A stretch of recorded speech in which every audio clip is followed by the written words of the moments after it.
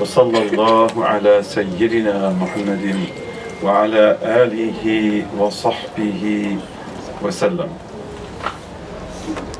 We began yesterday talking about the heart and how important it is. And we spoke about the muscular heart and the fact that it is this extraordinary organ in our bodies. And that when we talk about the heart in Islam, we are talking about the muscular heart, but we're talking about much more that is related to it that cannot be seen.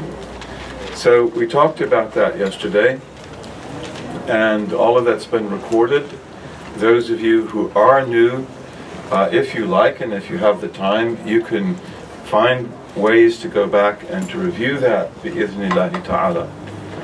Tonight, inshallah, we'll continue to talk about what we mean by the heart bi-idhnillahi ta'ala. And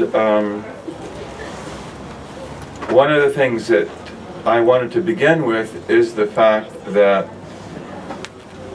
everything about reality from our standpoint is rich and profound. And we live in a world in which that kind of profundity and richness is generally not understood.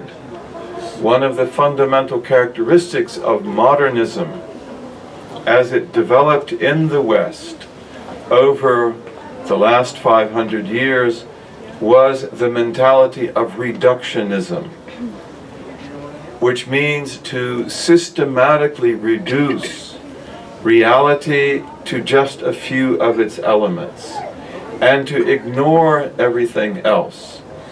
So when we begin to talk about Islam and the Islamic realities, then one of the things that we are seeking to do in that is to restore the profundity, to restore the richness, and to remove that reductionist simplicity that is such a common part of the modernist and the postmodernist mentality.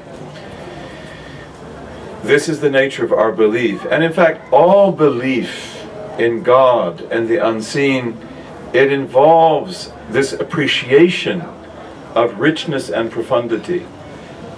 A German theologian of the 20th century, Paul Tillich, he has two quotations that I wanted to mention today. And one of them is that Tillich, T-I-L-L-I-C-H, he said, "The atheist is someone who believes that life is shallow." And this is a really good quotation. The atheist is the one who doesn't believe that there's much here or there's much out there. And he also said that the irreligious person is someone who has no object of ultimate concern. They're not really engaged. And I think these are very good quotations. And these are the things that we are searching for. That we do not believe that reality is shallow. We do not believe that our lives are that way. And we do have profound ultimate concerns. I mentioned yesterday when we talked about the heart that when we do that in Islam, speaking about the muscular heart and the wonders of the muscular heart, but then speaking about everything else that is associated with it, that ultimately when we speak about the heart, quote unquote, we are speaking about the ruh, we are speaking about the spirit. And we mentioned the verse in the Quran in Surah al-Isra 1785 when Allah says, قُلِ الرُّوحُ مِنْ أَمْرِ رَبِّي وَمَا أُوتِيتُم مِّنَ الْعِلْمِ إِلَّا قَلِيلًا. Say that the spirit belongs to the affair of my Lord. This is one of God's supreme secrets in creation. And we have not been given, you have not been given of knowledge, but very little. So therefore, the heart is extremely profound. It is one of the greatest realities that we can talk about. And ultimately, the secrets of the heart are things that we can never fully comprehend. But then also, that's not the point. The main point, as we said, is to understand enough about the marvels of the heart so that we can understand how it works, what makes it healthy, what makes it unhealthy, and so that we can purify it and we can advance bi-idhnillahi ta'ala. The heart, the qalb in Arabic, comes of course from the root in Arabic that gives us qalaba, to turn things upside down, to turn things over. And it's said that one of the reasons why the heart is called this is because of the proclivity of the heart to do that very thing, to flip and to turn over. And we experience that with our hearts, that our hearts are very affected by the things around us. And sometimes they are strong and they are elevated, and sometimes they are down and they are depressed. So the heart is very open to being affected. It is very open to being flipped and to being changed. And so we'll talk about that a little bit. That is the heart when it is not yet fully developed. That is the heart when it is still being affected by all sorts of different things, and it does not have its course fixed for it yet properly. So the heart then in the beginning is like that. It is easily affected, and this brings to our attention certain realities about the heart. One of them is that good, that which is good, it puts the heart to rest. And the heart has a natural knowledge of what is good, and it has a natural inclination towards what is good. And when we do what is good, and we incline towards that, then this puts the heart at rest. And this calms the heart. And this also makes the heart healthy. And the flip side is also true, that that which is wrong, that which is improper, it puts the heart in turmoil. And it agitates the heart. And one of the things that is very important about the human heart is that it cannot sustain agitation. It needs to have calmness. It needs to have stability. It needs to be at rest. And therefore the heart, this aspect of us that can change and that can flip and that can be affected so much by what is around it, it is actually very vulnerable. And this is one of the things we have to know about it. That how do we deal with our hearts? How do we protect our hearts so that they can grow, so that they can be strong, and so that they can be stable? Whenever we commit a crime, whenever we do something wrong, then that goes against our hearts, and it disturbs and agitates the hearts.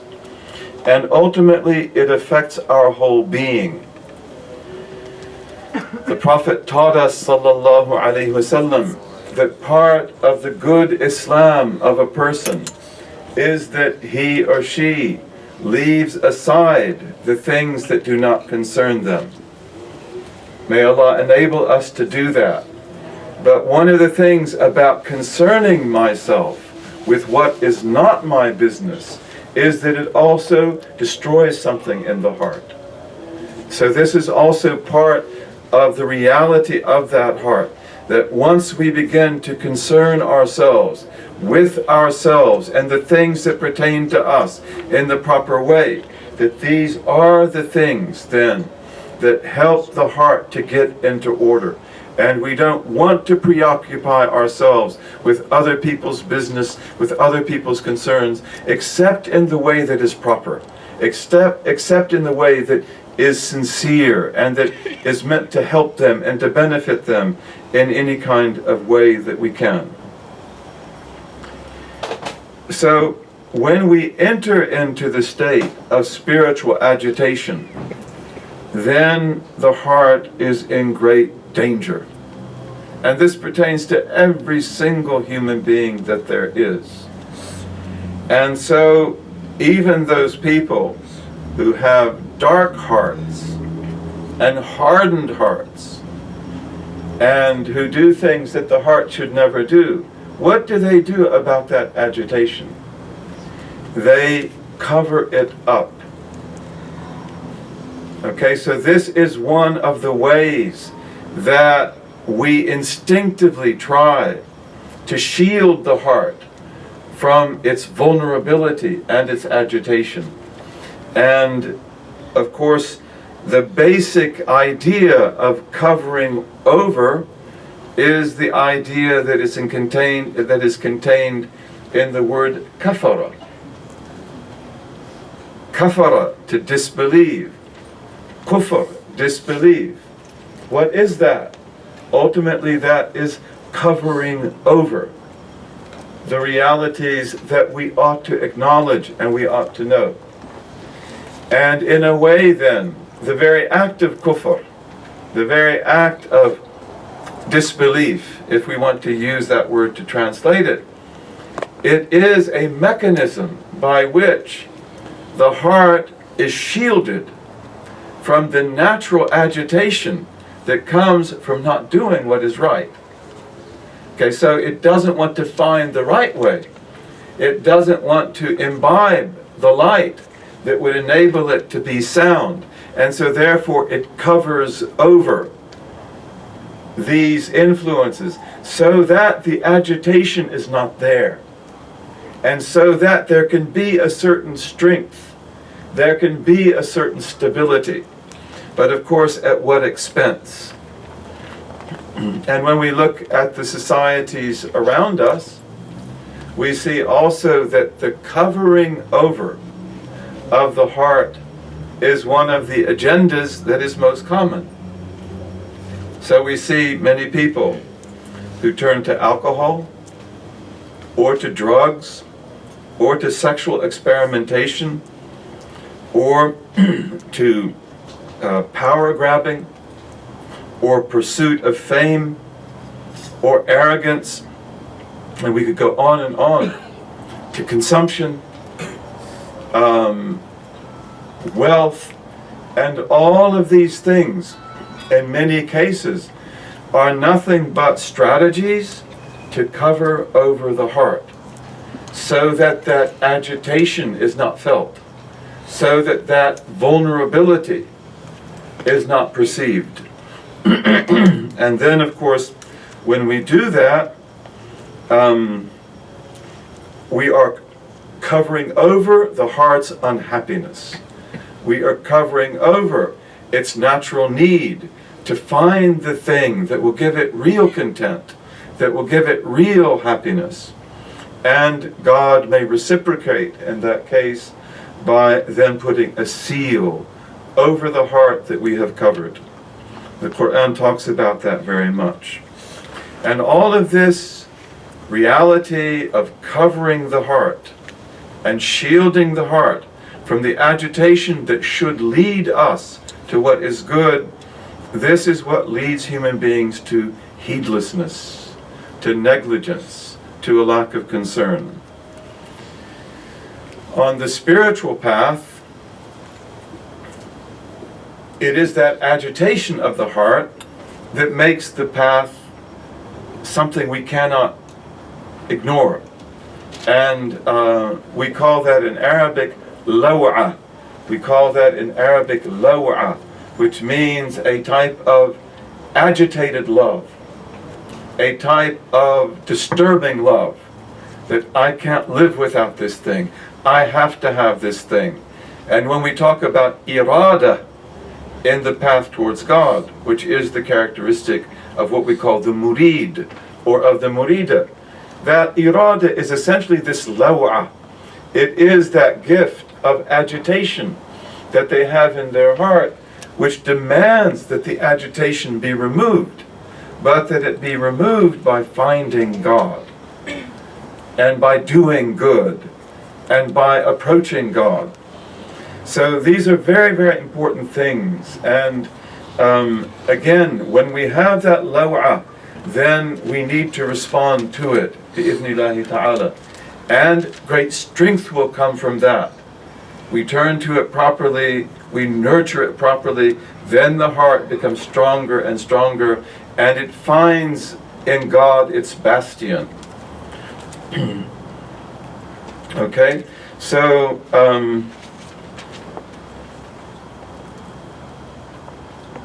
in our societies today, it's generally the case, then, that the entire cultures that we have, and the media that we're exposed to, and the markets and everything else, it's like they are devoted to this dynamic of cutting people off from their hearts and covering that over, diverting them from their deepest human feelings and their inclinations.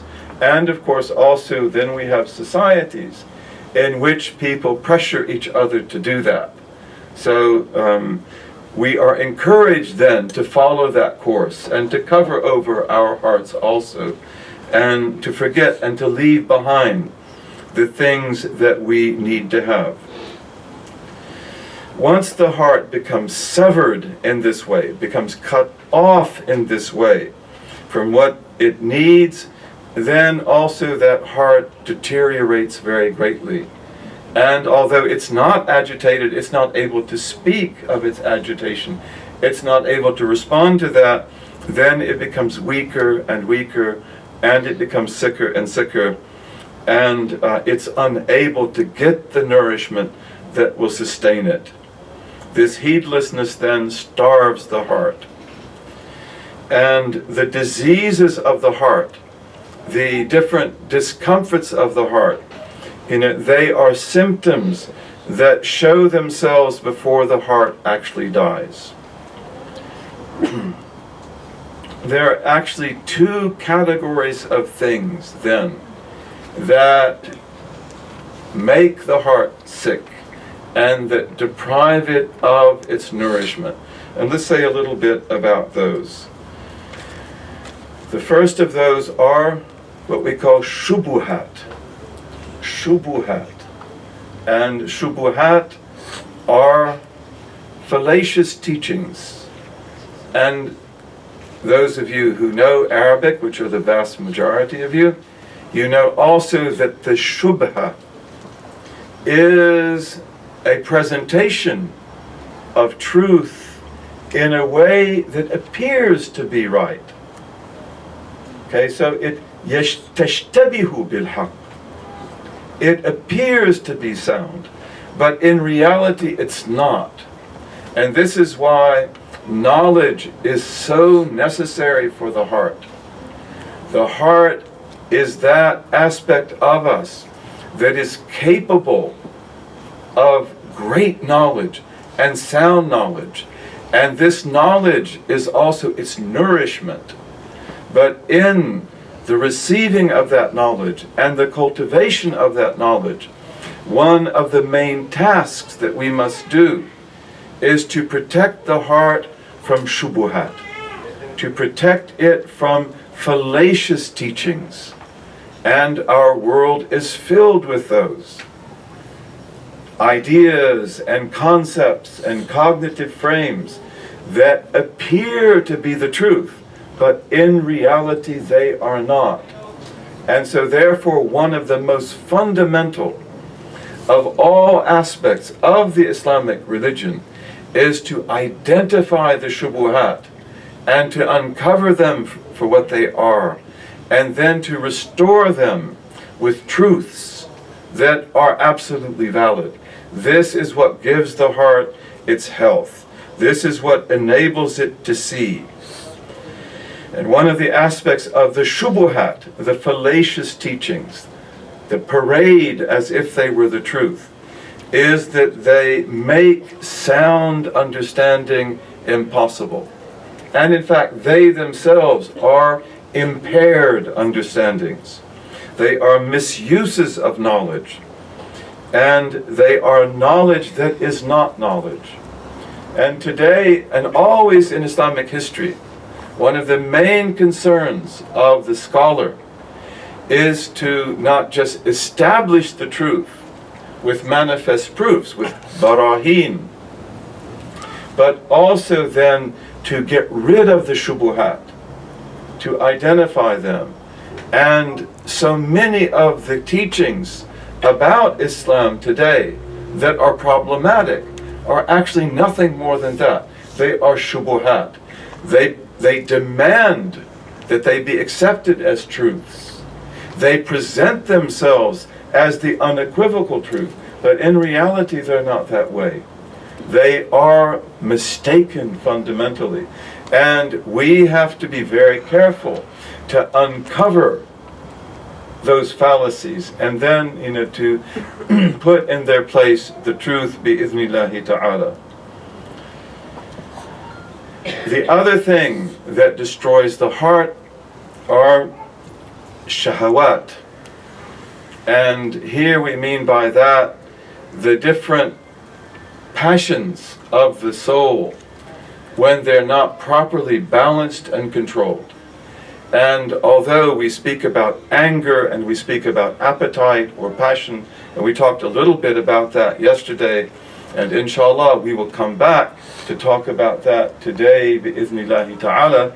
But here when we talk about the shahawat that destroy the heart, then we mean by that the qualities of anger and of appetite when they are not properly controlled and when they go beyond their natural parameters. And then they lead us to act in a way that is contrary to knowledge. Would you like to ask any questions? Yes. Assalamu alaikum. Wa alaikum assalam. My question is, what is Any questions about what I'm talking about, yes, right? Okay. Yes, yes sir.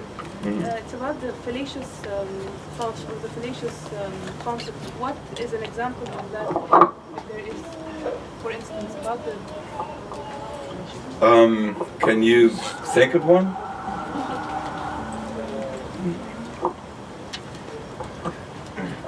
For example, there are people who define worship as ghayatut ta'zim. That worship is, showing extreme, but when we say ta'zim, respect or awe. Okay, is that a valid definition of worship?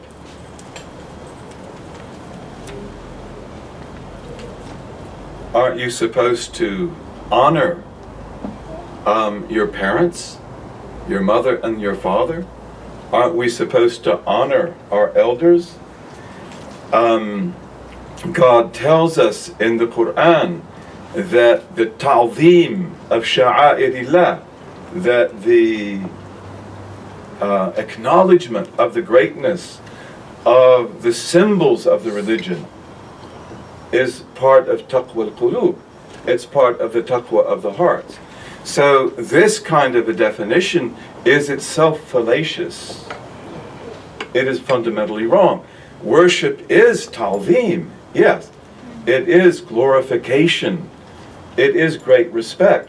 But it also has another dimension, which is the acknowledgement that the one who is held in this great esteem has the power of ta'thir, has the power of ultimate cause and effect, that he is the one who makes things or breaks things. He is the one who is worthy of worship. So you have to add that too. And when you have this kind of a fallacy, then one of the things that did come out of that in recent history is that we do not know how to relate to sanctity. We do not know how to relate to the awliya. And honoring a wali and speaking highly of him or of her is regarded by such people to be an extremely questionable matter, if not shirk itself. So this is a huge shubha. And out of it come many, many other evils.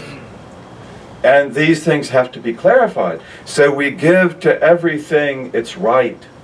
And we know what is tawheed, and what are its parameters, and what are the other things which are not violations of its parameters. So these things are extremely important.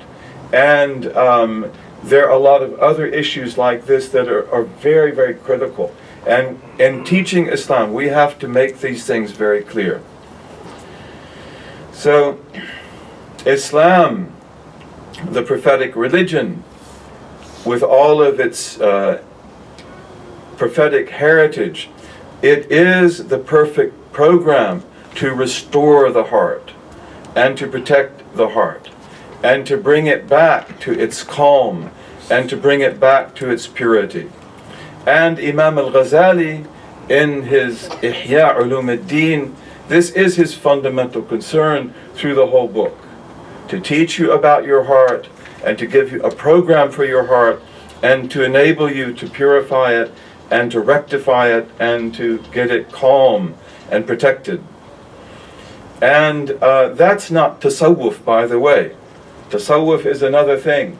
But this is simply getting the heart sound so that it can worship its Lord properly and it can know itself and progress.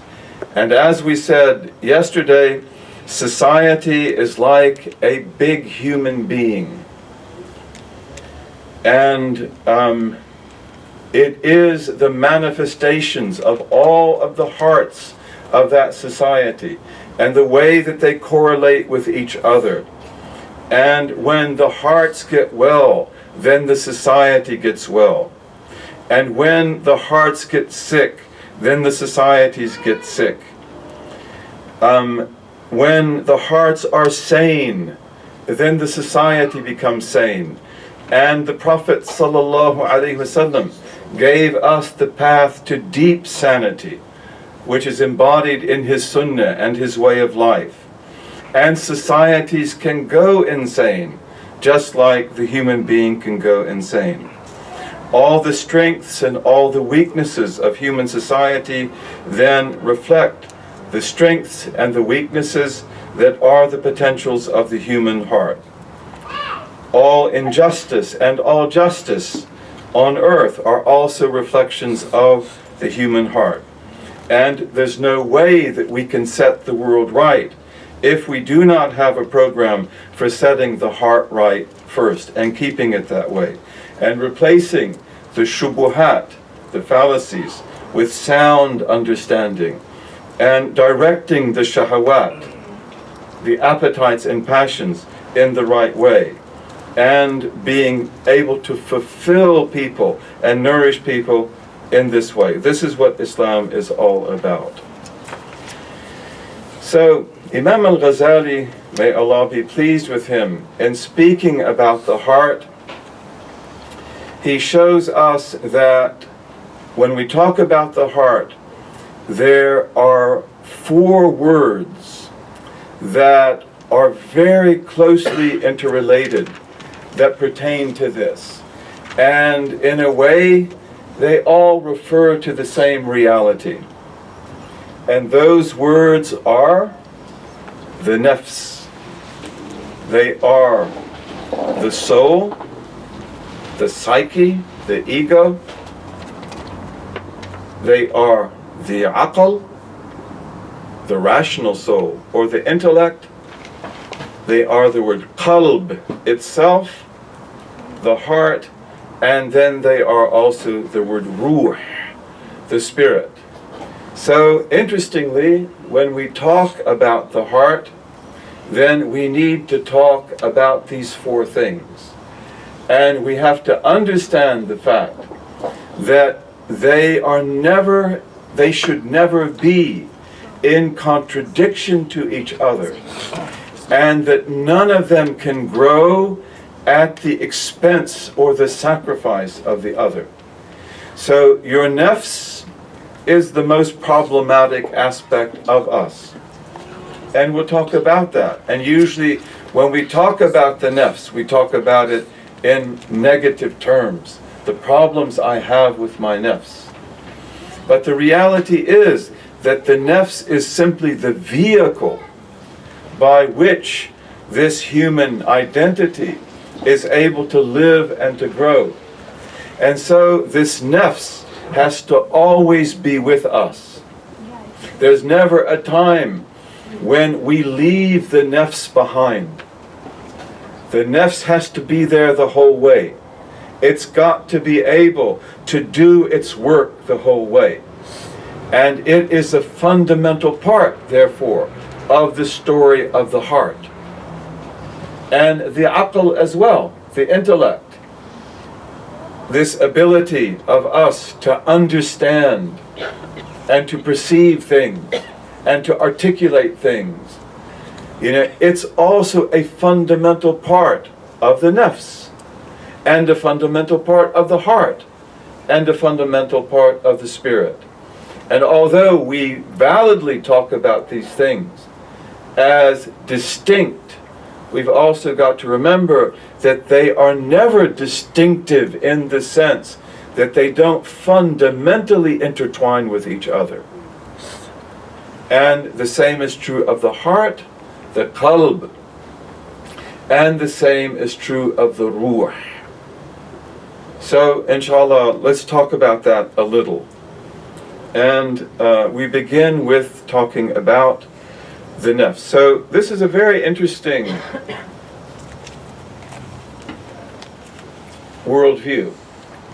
And it is a worldview where all things dovetail together, and where nothing can be validly understood as compartmentalized and cut off from everything else.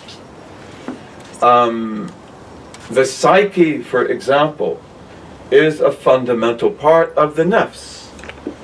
And that which is psychic and that which is psychotic pertains fundamentally to the nafs.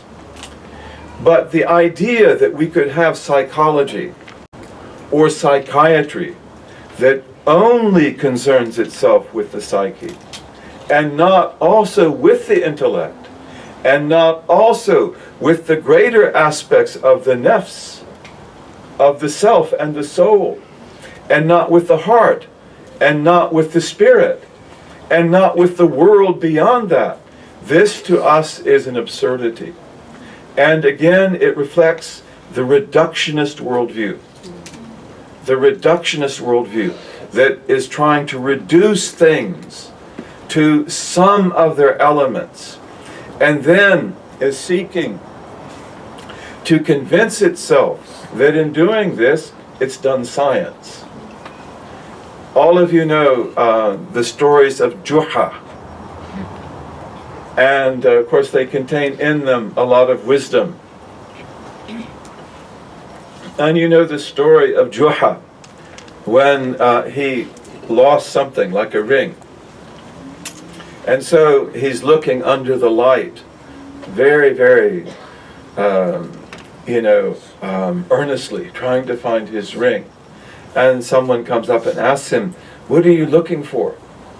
And he says, "My ring." And he says, "And where did you lose it?" And he said, "Well, I lost it over there, where it's dark." And he said, "Well, then you should go over there to look. And he says, but there's no light. Okay, so this is really the way that a lot of our reductionist sciences are.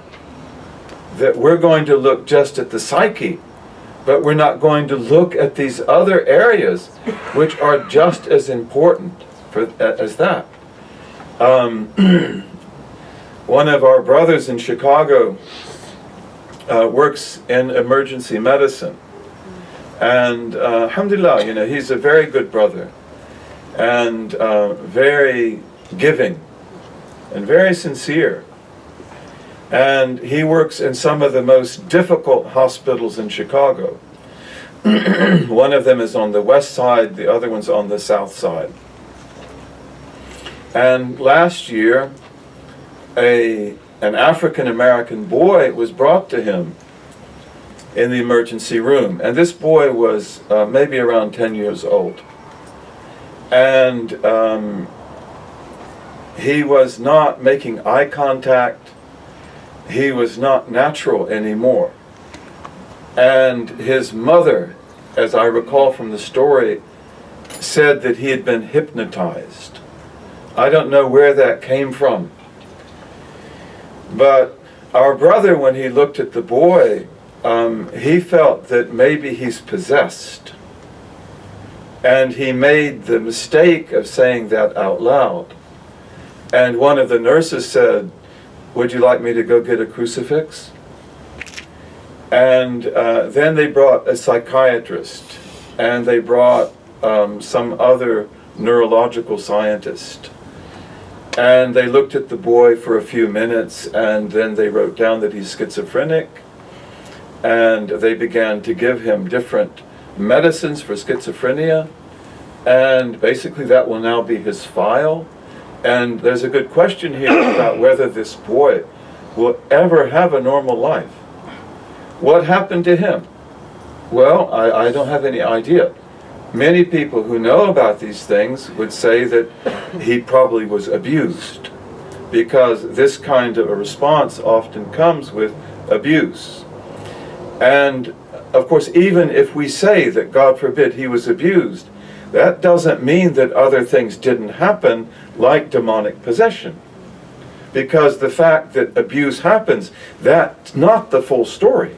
That opens up this vulnerable soul to all other sorts of things.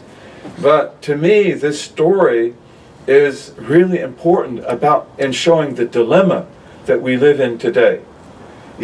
Of sciences that claim that name for themselves, and really they're not adequate. And these are shubuhat.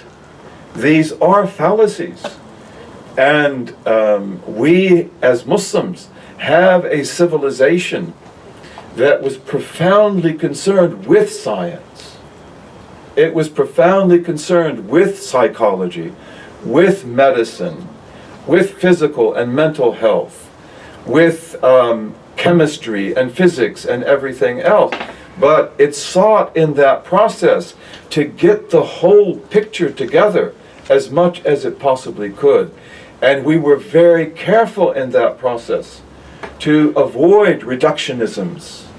And we understood that reductionisms can never guide us to what we need to get to. So we live in a world that has a very fragmented view of reality. And we can even say a very contradictory view of reality. And we often say that the more we learn, the less we know. We become more and more specialized. But in reality, we know less and less, about the ultimate realities. So this is something that we want to keep in mind here. The nafs, then, is an amazing reality. It is extremely complex. And we can refer to it as the irrational soul. This is what some people would call it. But we have to understand that it is the irrational soul that has the power of reason. And in fact, that is rooted in that ability to have reason. And there's nothing about the nafs which is inherently irrational. What is the nafs then? One of the things that our scholars say is that the nafs is al-jami'. It is the unifying principle, al-jami', that brings together the faculties of anger and appetite. This is not all that it does, but the human nafs, as it appears first in us, especially as children, it is that unifying principle, that unifying reality of us, that has within it the attribute of anger, and also has in it the attribute of appetite, of desire, of passion. And this is absolutely fundamental to the nafs, because it will never cease to be that. And in fact, it cannot cease to be that. It's got to always have this tremendous capacity for anger, and this tremendous capacity for appetite, for desire, for passion. Now, what is the nature of that relationship? Imam al-Ghazali, may Allah be pleased with him, like our scholars before him and after him, they're very clear that God created us good. You are not created evil. Your fitrah, your natural self that you were given, is beautiful and it's good. And so therefore, anger, which is a fundamental element in you, is ultimately good. And what we've got to make sure we do as we cultivate the irrational soul, the nafs, is that we keep that anger good and we make it better and better. So what is the fundamental purpose then of anger? Why did God put in us this fire? And Imam al-Ghazali says that the basic purpose of anger is protection. So that's why God put that in you. That God put in you a certain intuition about the fact that you must repel, you must stop everything that endangers you.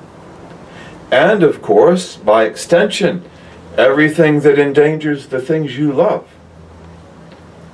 Your family, your children, your friends, your society, your country. And we say in Islamic law, Darul Mafasid muqaddamun ala jalb al-masalih. The repulsion, the repelling of harms takes priority over the acquisition of goods. Okay, this is very important for us as Muslims, that we are not negative, we are positive, but we must always look for the harm without being negative, without being defeatist, because, you know, the harm is what will destroy everything. And so therefore, even when we speak, when we use these tongues that we've been given, we have three things that we look at, don't we?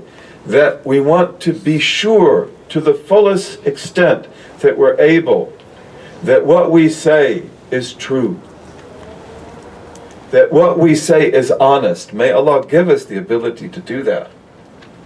All of us. Okay, and then, if it is true, if it is valid, is it harmful? Because if it's harmful, you shouldn't say it, even though it's true. Do we have a right to say everything that's true just because it's true? How many things can you think of that are true, that if we said them, they would be very harmful? Armies, for example, have secrets, and they have to keep their secret secret. You know, I was in this country in 1973, as I told you. And I happened to be here during the Ramadan War, which was one of the greatest experiences of my life. I saw how these people came to life after the Bar-Lev line was crossed. I'll never forget that my whole life. I saw how heavy the occupation of Palestine was on all Arabs, including Egyptians. And there was the myth that the Israeli cannot be defeated. And they propagated that myth with great sophistication. And then, when the Bar-Lev line was crossed, which was a miraculous deed, this changed everything in one day. It's like 1,000 tons had been taken off the back of the people. Okay, but when the Egyptian army did that, it did it with great secrecy. And many of you might know that story much better than I did. Because Bar-Lev, when he built the Bar-Lev line, you know, he built it with sand and with iron, and they had tank batteries in it, and the tanks would come up on the sand, and then they can destroy anything that's there on the Suez Canal. I got to see the Bar-Lev line. I don't know if it's still there, but I got to see it. And one of the things that's very interesting about it is that he put the Bar-Lev line right on the Suez Canal, and he said, even God cannot destroy this, because you couldn't bomb it, you know. But, you know, it's like the Suez Canal is filled with water. And so some of the brilliant people who figured this out, they just said that sand doesn't like water. If we can blast that sand with hoses, the sand will flow into the canal and we can penetrate the wall. That is a brilliant idea. And when the Egyptians got the fire hoses, I think from Germany, they made it really clear that this is just for fighting fires. They didn't say actually what it was. And when they practiced all of this, they did it in top secrecy. Okay, so you can't tell that. If you had told that, even whispered anything about it, then it would have never happened. You can be sure about that. So when we backbite people, also, riba, are we ever lying? No. Because if we are lying about people, we don't call that backbiting. We call that buhtan. We call that slander. It's a lie. But people have honor, and the preservation of honor is one of the fundamental principles of this religion. You know, and one of you asked yesterday about these maqasid, these ultimate purpose of the religion, and there's 6. That we must what? We must preserve the deen. We must preserve the religion, which is the true religion, not fallacies that parade as religion. We must teach the religion, which is the prophetic legacy. And we must teach it well. And we must teach it in a way also that makes intelligible to us this world we live in. That's hifluddin. And we have to preserve the self so that you are safe from disease and from attack and from robbery and from all the other things that can happen to us that destroy us. So we have to be safe, right? We have to know that when we go to bed at night that, you know, we will wake up, inshallah, safe in the morning. And we have to preserve the intellect from insanity, from illusion, from delusion, from so many other things. And we have to preserve what? Nasl, progeny, children, family. Make sure that families are taken care of properly. And we have to preserve mal, which is the economic structure that you should be able to make money, you should be able to live. Okay, and then number 6, honor. That all of us have a right to honor. All of us have honor. And anything that we say about sister so-and-so or brother so-and-so, even though it might be true, if this affects their honor negatively, you can't say it.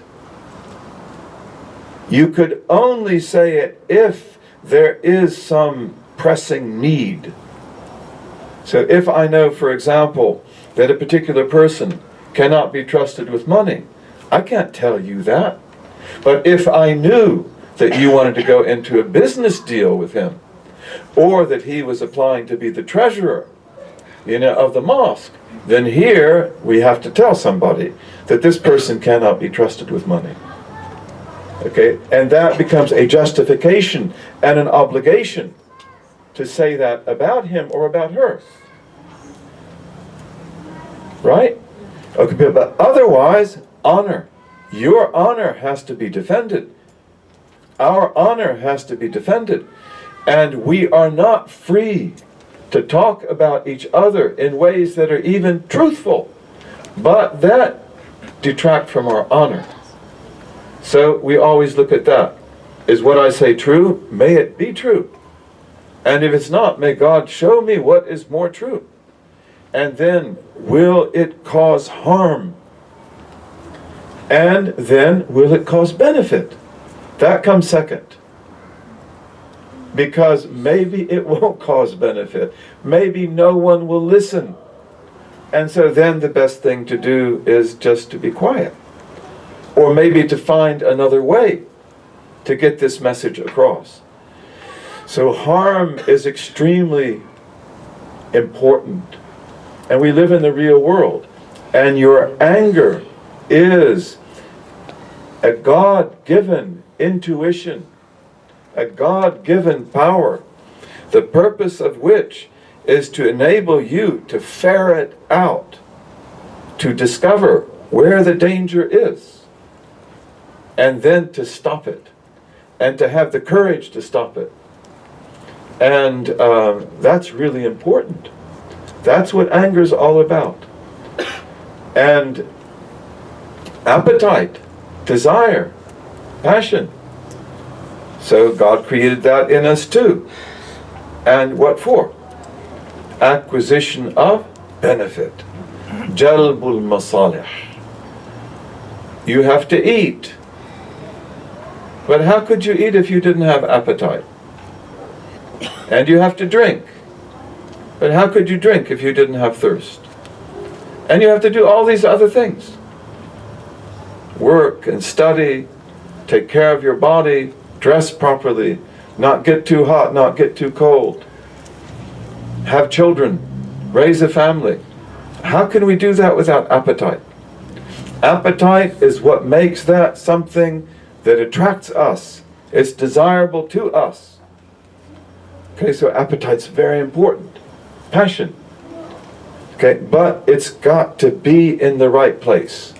And this is what the secret is getting your anger where it's supposed to be, so that you control it and it does not control you. That's not easy to do, is it? And for some of us, it's easier than for others. But we don't get rid of anger.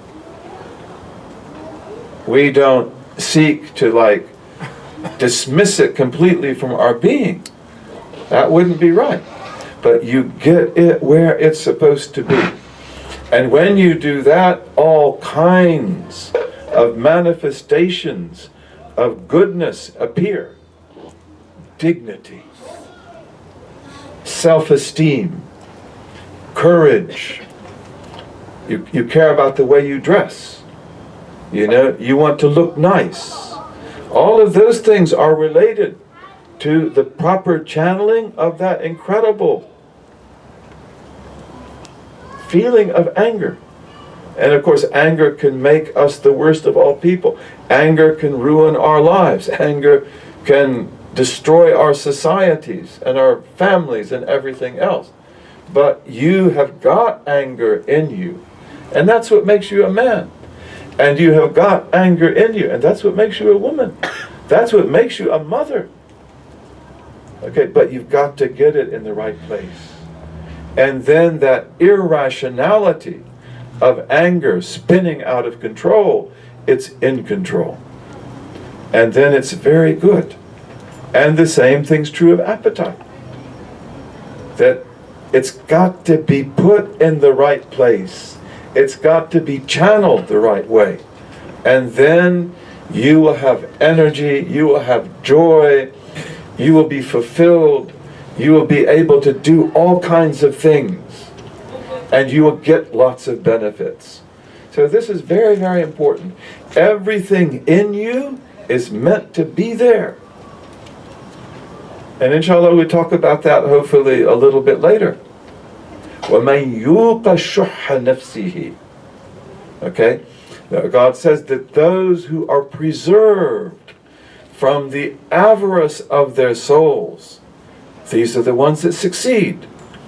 And our commentators point out that shuh, which is avarice, it's also got to be there. You have to be protected from it, meaning that you have it in the right place. They say that the bakhil is the one who doesn't spend on his family, but he spends on himself. Or she maybe doesn't spend on her family, but she spends on herself. Maybe it's the males who do that more. But the bakhil is like that. He doesn't give to his family, but he does give to himself. Whereas the shahih, he doesn't give to anybody, not even to himself. Okay, so that's extreme avarice. Okay, but don't I need that too?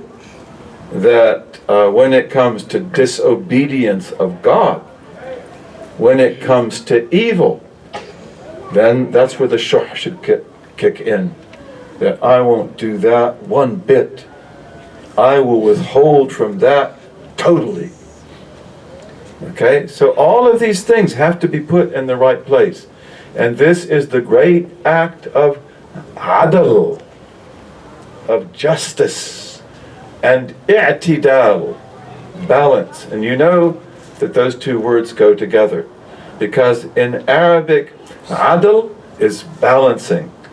Of course, we can think in the West of the Statue of Liberty or these other statues with the scale of balance, you know, that's properly balanced, because that is the symbol that is often used historically for justice, getting it balanced out properly, giving everything its due. But this is what we have to do with ourselves, getting everything where it's supposed to be, getting the house in order, bi-idhnillahi ta'ala. And dhulm, which is oppression. How did the Arabs define dhulm? Oppression and darkness comes out of that same root, dhulm and dhulumat. But dhulm is what? وَضْعُ الشَّيْءِ فِي غَيْرِ مَوْضِعِهِ. It is to put a thing where it doesn't belong. And these definitions are brilliant. These are profound metaphysical definitions. But injustice is when we put things where they're not meant to be. And my injustice to myself is if I let anger rule and I don't control it, or if I let appetite rule and I don't control it, and that will destroy me. And it will also destroy many other things as well. So we have to get this all balanced, and that's what it's all about. But we come properly programmed. We come properly, I'm looking for another word. Calibrated? Properly set up, you know, like the computer. Everything's where it ought to be. And as children, as a rule, that's the way we are. But we have to make sure we keep it that way as we grow, bi-idhnillahi ta'ala. Yes. Yes. 1 hour. Sorry? 1 hour. 1 hour's up? Yes. Okay, all right, inshallah.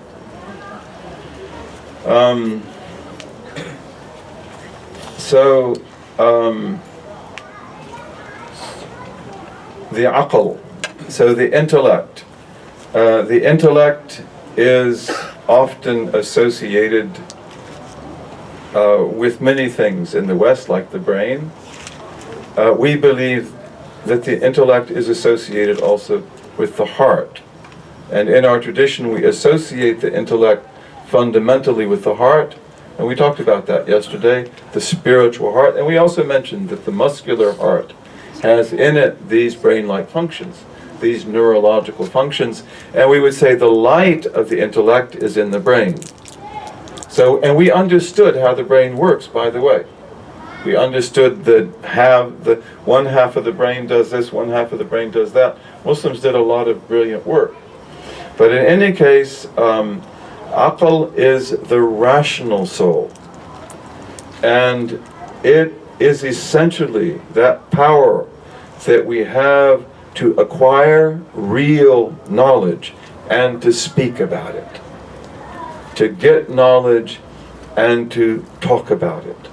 To get knowledge and to communicate it. To get knowledge and to practice it.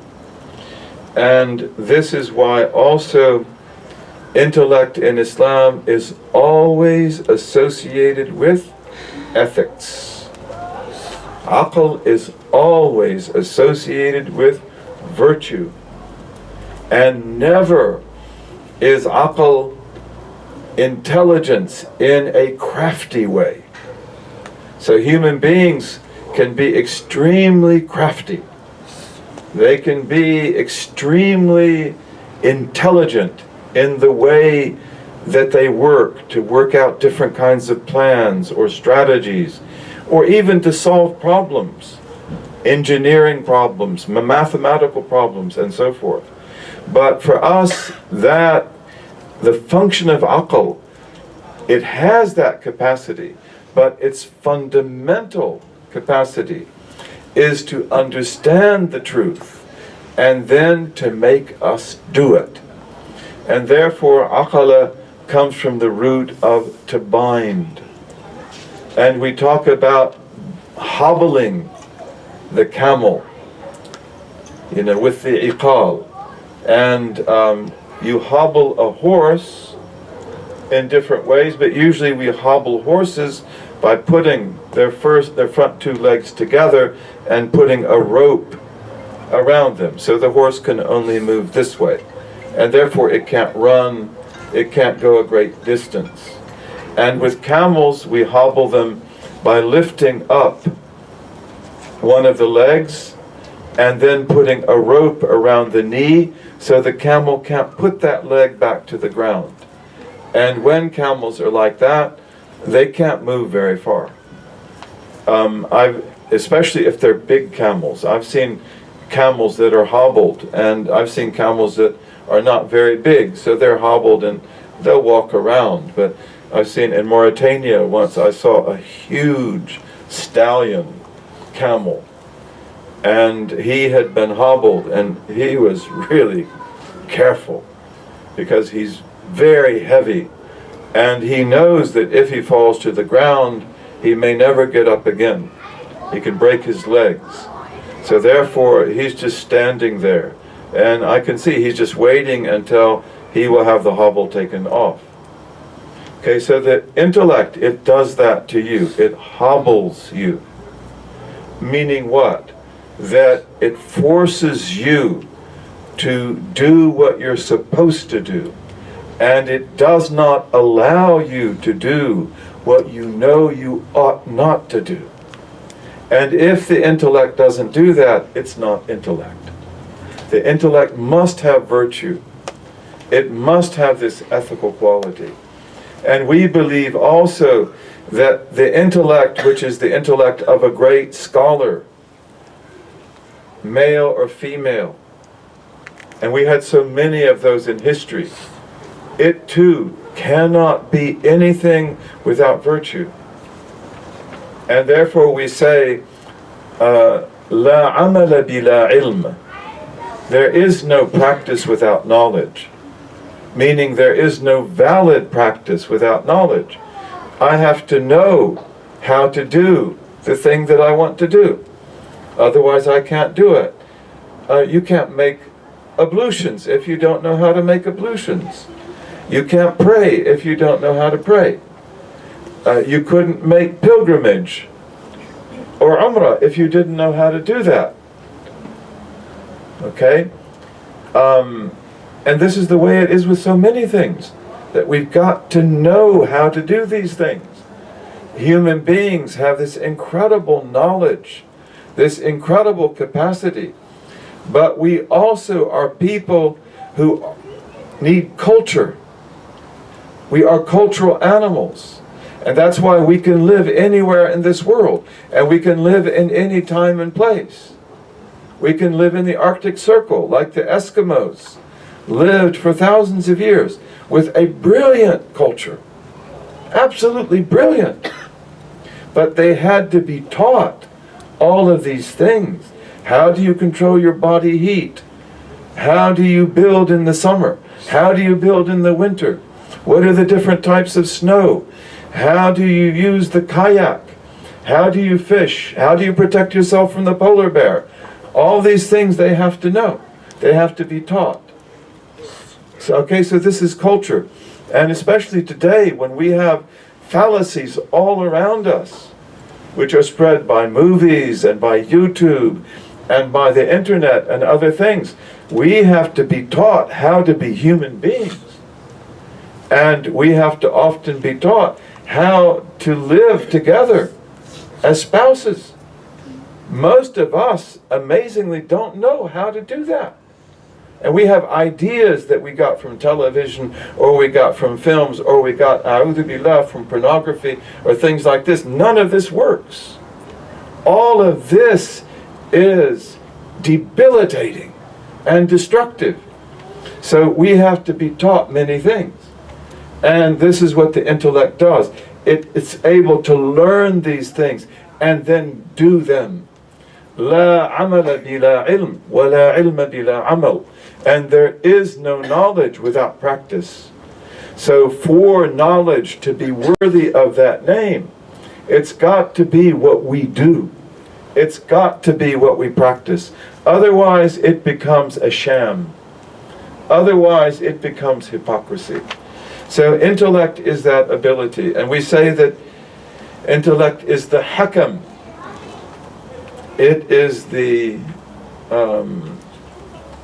bit, that we put in the horse's mouth so that we can control the horse. Okay, and out of this then it becomes the hakim. It becomes that wise man or that wise woman within us that is able to direct us to do the things that are right. It bridles us so that the anger does not dominate. It bridles us so that the passion does not dominate. And therefore, intellect is that gift that we have that enables us to put everything where it ought to be. And again, anger is really important there. You want to discipline yourself. You want to be able to control your hunger. Where does good character begin? According to Imam al-Ghazali, the stomach. If I want to have good character, I've got to know how to eat, and how to eat properly, and not to overeat, and not to eat things that will harm me. And also, one of the first things we need to teach our children is how to eat properly, and not to take other people's food, and to share the food, and to chew it properly, and to be thankful for it, and so forth. Okay, but how do I control these things? And this is where anger is also very important, because anger is that power in us that enables us to say no, or to say yes. That yes, you are going to get out of bed, even though you'd like to sleep for another 3 or 4 hours, but you need to get up to pray. And anger will say, get up.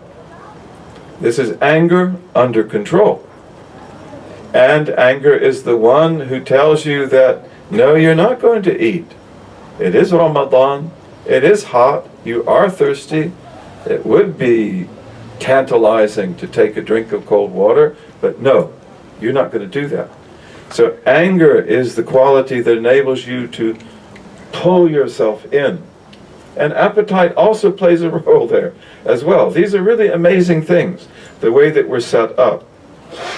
one of the things about aql is that it has the capacity to perceive and understand real knowledge. And also it has this gift to understand consequences. That what's this going to lead to?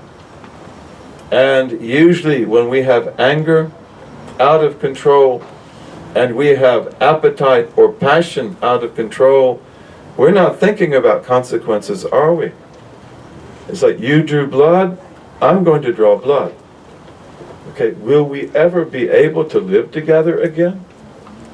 Will we ever be able to respect each other again? What will be the consequences of that? So intellect is always concerned with that. What happens further down the road?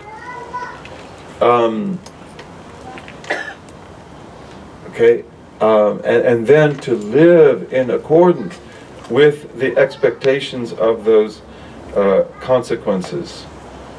The qalb is, again, we talked about that a lot, so maybe we won't talk about it a whole lot right now. But it is the place where all of this amazing thing is happening. And we often speak of the heart as it's the center. It is our center, even though it's right here, right? But the heart is also the interspace. It is the barzakh. It is the interspace. And it is the interspace where all kinds of things happen. So this is where anger puts its influence. This is where passion puts its influence. This is where the insinuations of the lower irrational self come, and we're reminded of them. This is where the demonic influences come. They come into the heart. This is also where the intellect sheds its light. The heart is also where the angelic influences bring their light.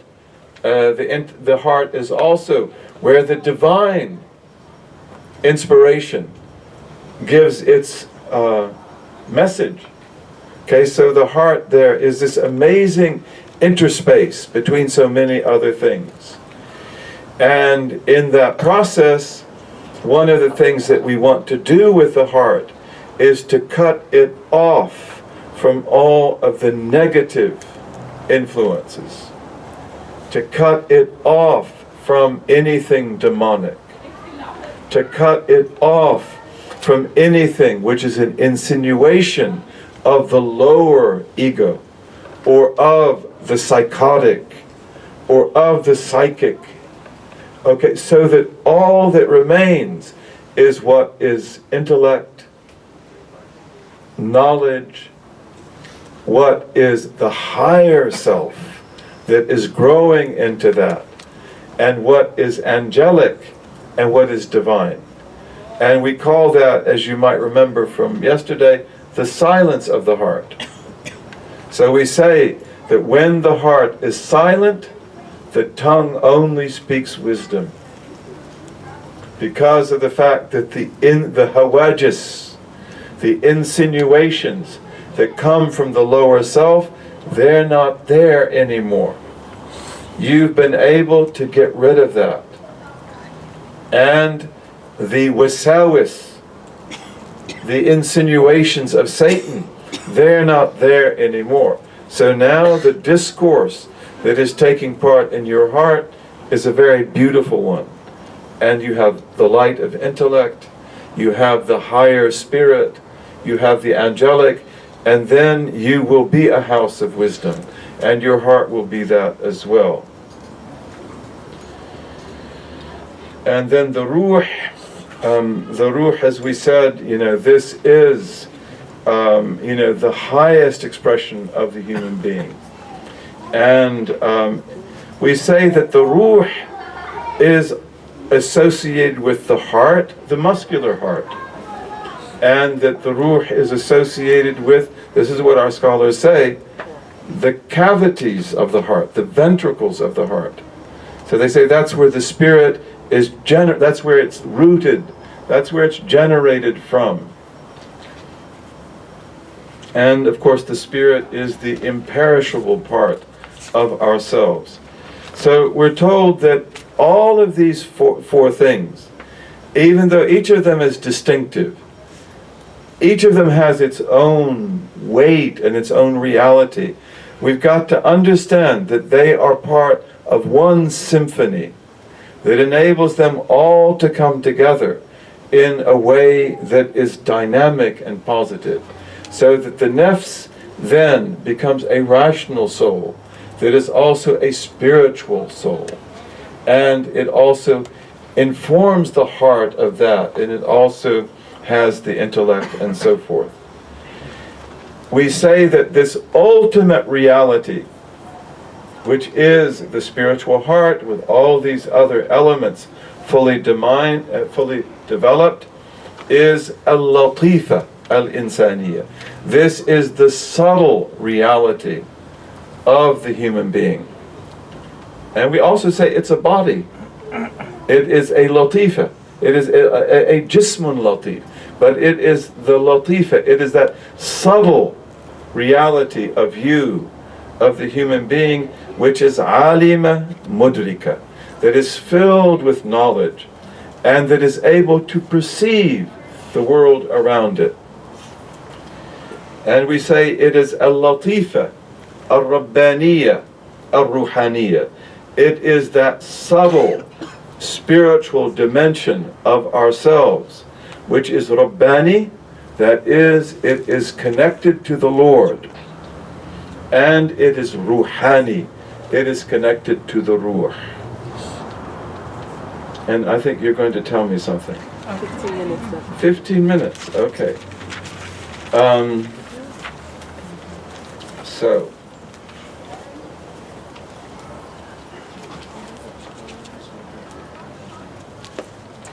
I'm just looking through these papers, forgive me.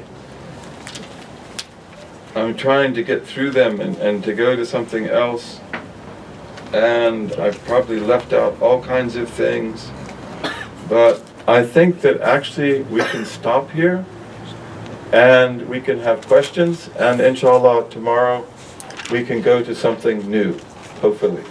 So why don't we do that? Is that all right with you? Yes. Okay. And what would you like to ask? Okay, you call in the people.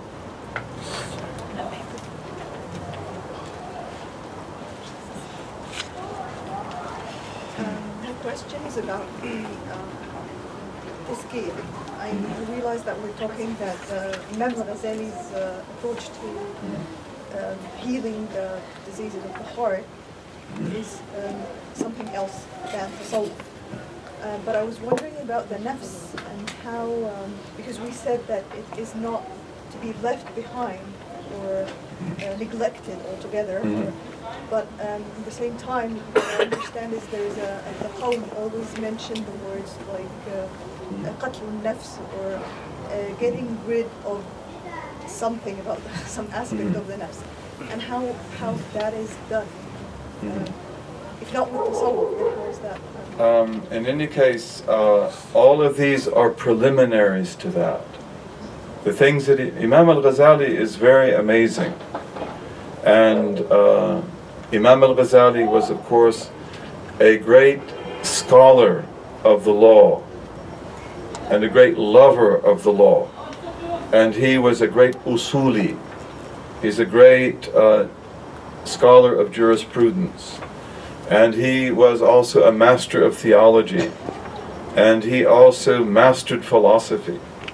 And as you know, he also refuted what he believed to be any of the problems in philosophy.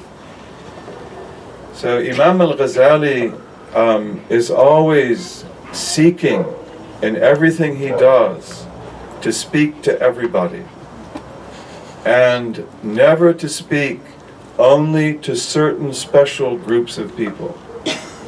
And that's why the Ihya is such an amazing book, because it is not a Sufi book. It's not. It is a book about bringing your heart to life, getting your heart under control, learning about the nature of good character, and learning about sincerity and doing the deen. And all of this is what Imam al-Ghazali calls ilm al-mu'amala. It is the knowledge of the transaction. The transaction with what? Between you and God, between you and yourself, between you and your neighbor, between you and the society, between you and creation. And mu'amala is everything. That how do we practice this religion? How do we live that religion? And you'll see in the Ihya that Imam al-Ghazali will refer repeatedly to ilm al-kashf or al-mukashafa. And he will always say, this book doesn't go there. And he did go there himself. And he knows that world. And he knows how valuable that world is.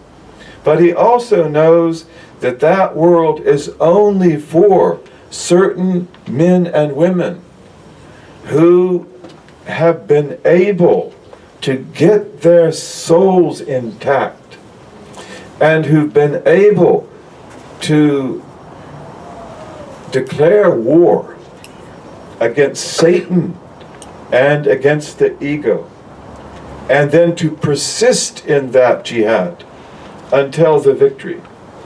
And many people can't do that. Many people can't do that. First of all, if we do that, we've got to have help. We've got to have people that can assist us.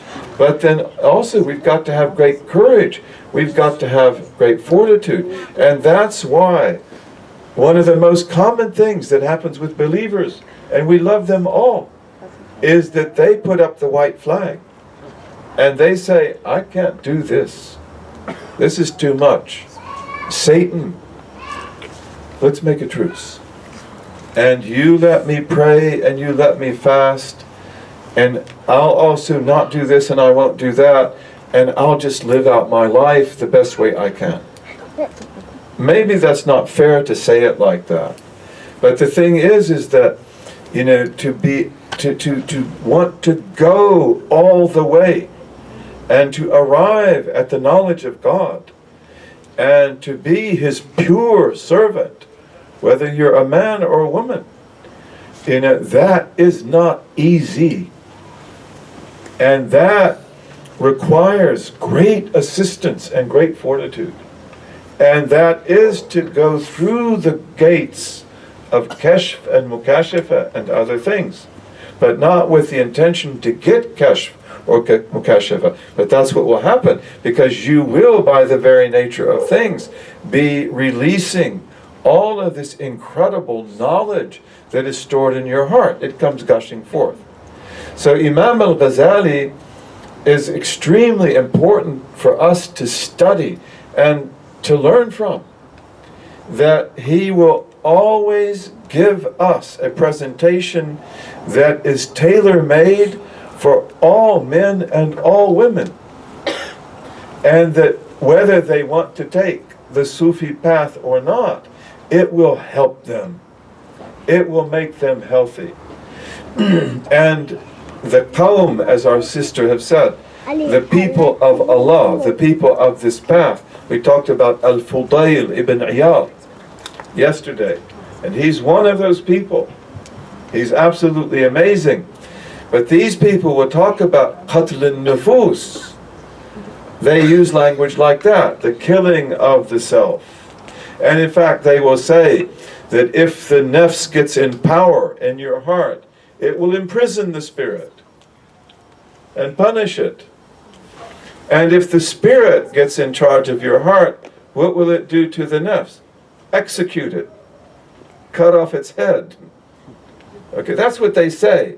But they don't mean that in the sense that you have nothing left of those properties that are essential to the nafs, such as anger and such as appetite. and such is everything else that goes with them. But it means that the nafs now will be obedient. The nafs now will listen to the intellect. The nafs now will love the truth and embrace it. Because the nafs is the markab. It is the vehicle that we ride on. Okay? So we have to be really careful about how we understand their language. And we have to be careful about taking it literally. Al-Hujwairi, may Allah be pleased with him, in his book Kashful Mahjub, which is one of the great early Sufi works, he says that Sufism was a reality that had no name. Then it became a name that had no reality. They love to speak like this. And they do it with great wisdom, actually, tremendous wisdom. But what he means is that what we will call Sufism in the 2nd century of the Hijrah and the 3rd century, the word Sufi appears at the end of the 1st century. And then it becomes widespread in the 2nd century. But he will say that it was a reality that had no name. What was that reality? It was the Prophet ﷺ. It was the companions, radiallahu anhum. It was the deen they had. They were beautiful people, and they were people of the heart. You remember the story of, Abdullah ibn Amr, right? When Abdullah ibn Amr, who is a young boy, is sitting in the mosque with the Blessed Prophet, and the Prophet ﷺ says the next man to enter the mosque is going to be one of the people of paradise. And this Ansari comes in. His name is Sufyan. We don't even know which Sufyan he is. We know there's about 3 or 4 Sufyans among the Ansari. We don't even know really which one he was. And he came in with his sandals in one hand. He was dripping from the wudu he'd just made. He said, Assalamu alaikum to everybody. He came in and prayed. And then Abdullah ibn Amr is sitting with the Prophet the next day. And the Prophet ﷺ says the same thing. And in comes the same man. And the 3rd day the same thing happens. And so this brilliant young man, he says, I'm going to find out the secret. Right? And so what does he do? He goes to this man and he says, I've got trouble with my father. And I need a place to stay for 3 nights. Could I stay with you? And he says, yes, of course, you could. And so he comes into this man's really simple house where he lives. And he watches the man all the time. He said he didn't do anything special. He just went to sleep. He said it's true. Every time he rolled over in his bed, he would say, Allah, Allah. He would mention Allah. But he didn't get up to do tahajjud. He didn't fast any of those days. And he said, I began to look down on his amal. What's so special about this guy? And so then day 3 is over. Nothing special happens. And actually Abdullah ibn Amr is a little bit upset. Right? So he says, actually, there's no problem between me and my father. But I heard the Prophet ﷺ say such and such about you. And so I wanted to see what is your secret. And this is all I saw. You don't get up to pray. You do pray Fajr. You do pray Isha. You're a good man, but you didn't fast. You weren't giving sadaqah, any of these things. So and the man said, but that's all there is. There's nothing more than that. And then Abdullah ibn Amr begins to leave. And of course this man is thinking like, okay, so what would it be? Because I believe in the Prophet and so do you. And the Prophet did say that. That's a wonderful thing to have said. And then he says basically, wait a minute. And he said, I never go to bed at night with a single piece of malice in my heart. I never go to sleep at night with any ghish in my heart, any deception for anyone, or any hasad. Okay, that's what I do. Okay, and then Abdullah bin Amr said, that's it. And he said, that's what's so difficult. Okay, but that's the heart. And these were people of the heart. And you know the story also of the woman who they came to the Prophet and they told her that she prays all the time and she fasts all the time. وَلَكِنْ تُؤْذِي جِيرَانَهَا. But she abuses her neighbors, especially with her tongue. And what did the Prophet say about her? She'll be in the fire. Okay, why? Because it's not in her heart, that's why. That she should pray, she should fast, but she should be humble because of that. She should have a good heart because of that. She should love her neighbors because of that. And if that's not what's happening, then this prayer and fasting is of very little value. So the Sahaba are really attuned to that. And one of the great things about reading Ihya Ulumuddin, this incredible gift that God gave us, is that it will show you the Salaf in their Salah. Because this is the main thing al-Ghazali is telling us about always, is about the Salaf. The way they did things, the way they were. And they were people of the heart. Absolutely people of the heart. So Al-Hujwayri says that Sufism was a reality that had no name. It was the deen. It was Islam. And then it became a name that didn't have a reality. And in that, he's just saying many things. That first of all, don't be deceived by the people who make this claim to this name. Because they may not have that. If they don't have that reality, then they have no right to that name. And we will see Al-Junayd, may Allah be pleased with him. He says that, 70 or so carpets of this knowledge were folded up 70 years ago. They're always saying that. And the Sufis are always saying, beware of the maker of claims. That is something we ask God to protect us from. Shaykh Abdul Qadir al-Jilani, he said, whoever sees that he has special weight has no weight at all. You think you have special weight, then you have no weight at all. Whoever thinks he has a special state or status, maqam, he has no maqam at all. That's the way they are. So, they are talking about things like that, qatl al-nufus, and that, this is the mahr that you have to pay. The dowry is qatl al-nufus.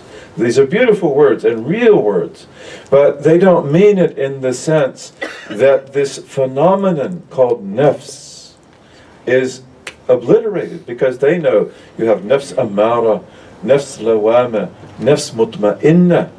And then Allah says to a nafs al-mutma'inna, udkhuli, yani irji'i ila rabbiki, radiyatan mardiyah, come back to your Lord, content, and being contented. Udkhuli fi ibadi, come and enter among my servants, who are the messengers, the prophets, the salihin and the salihat, and come into my garden. Okay, so, and that's the nafs that's doing that. Inshallah.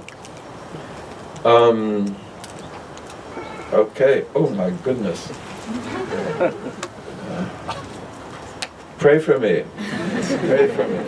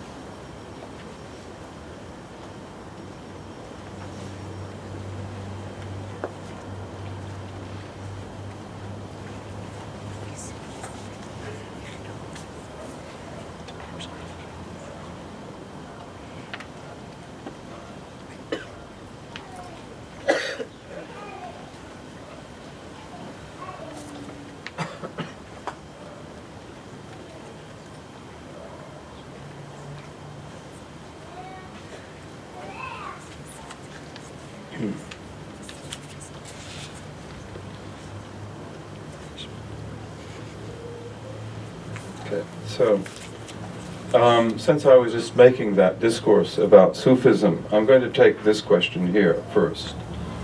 Sufism, at-tasawwuf, is being marketed in the West. And here, I believe it's saying it is in fashion, quote unquote. But what is it? Isn't it an essential part of the religion? Tazkiyatun nafs.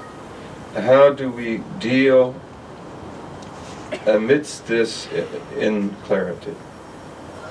Forgive me if I didn't get the question quite right, but I think that it's clear. So, what is tasawwuf? What is Sufism? All of you know Hadith Jibreel, this great hadith, when the angel Gabriel comes to the Messenger ﷺ towards the end of the Prophet's life.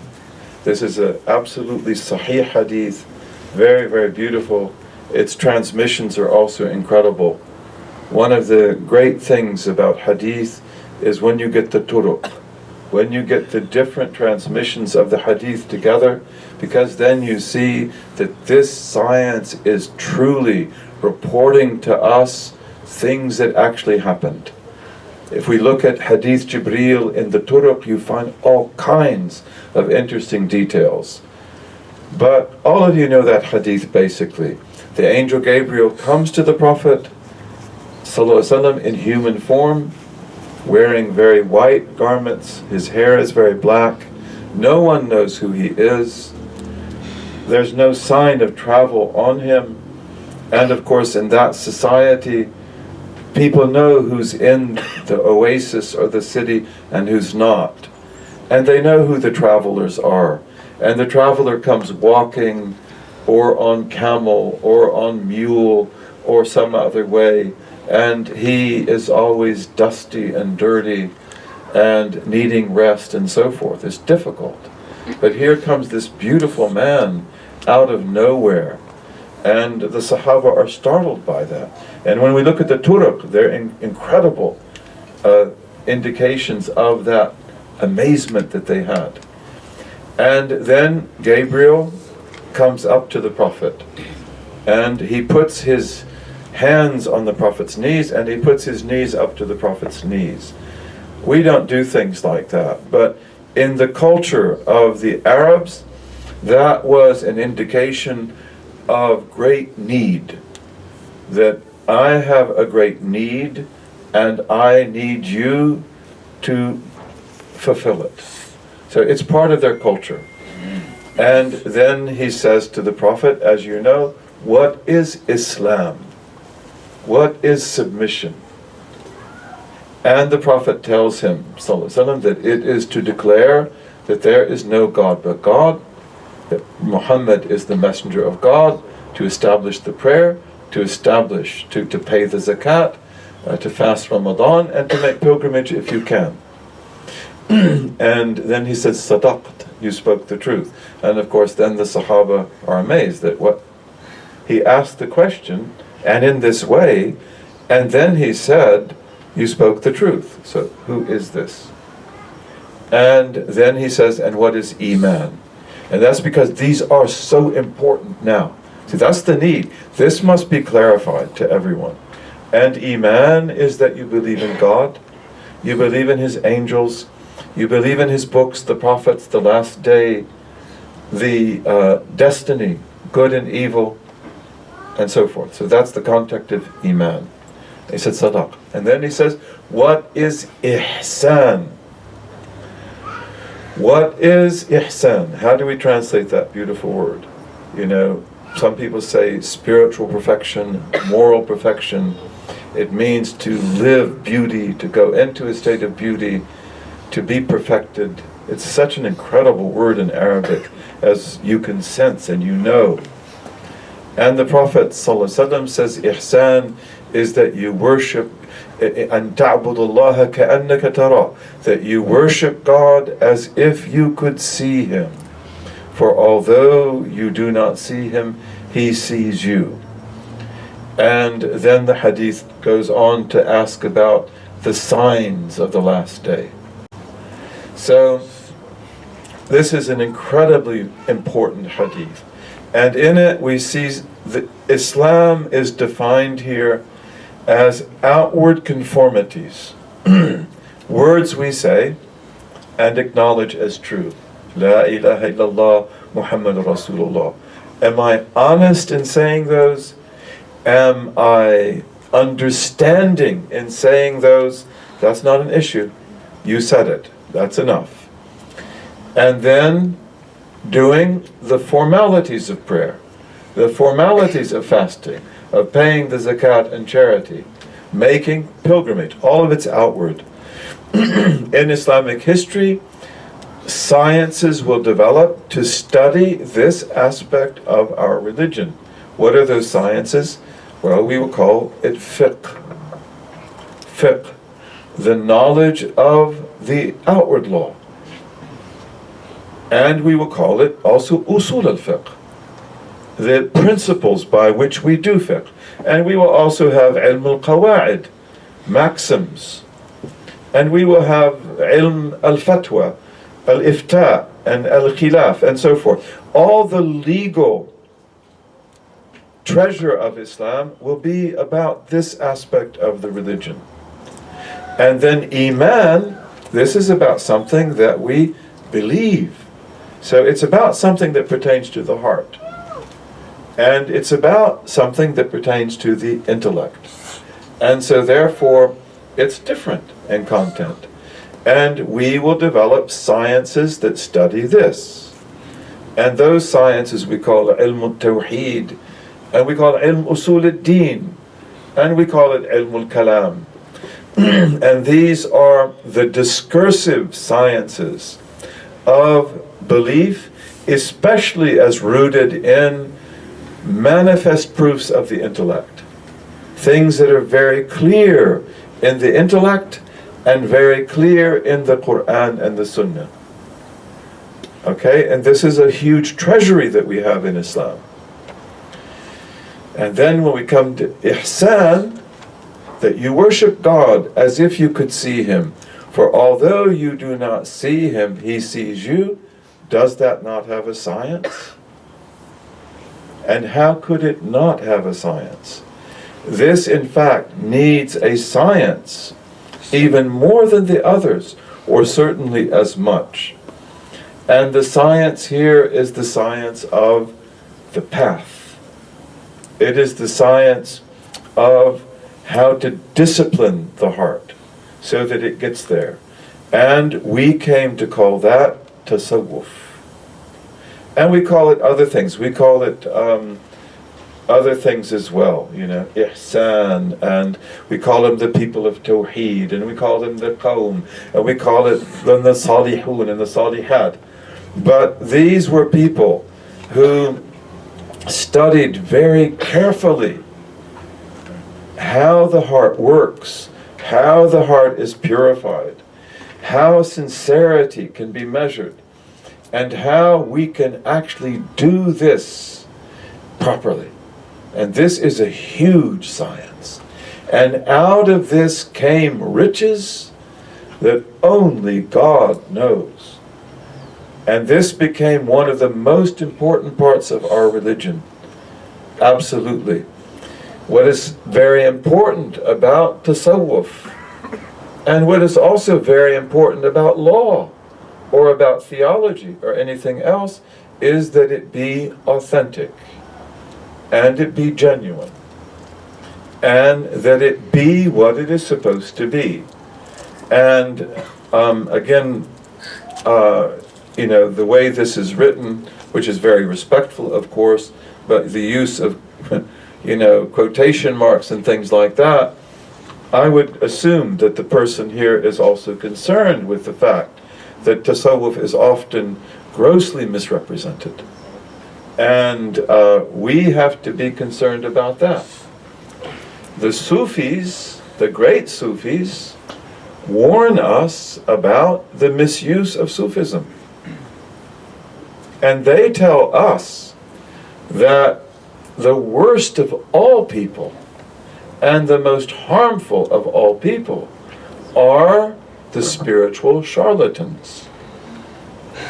Men and women. These are the ones who can hurt you profoundly. They can even destroy societies. And in the Muslim world today, we have many people who have issues with Sufism.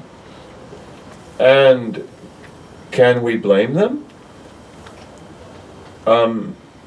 I don't find it in myself to blame them, because I've had the honor to travel through much of the Muslim world.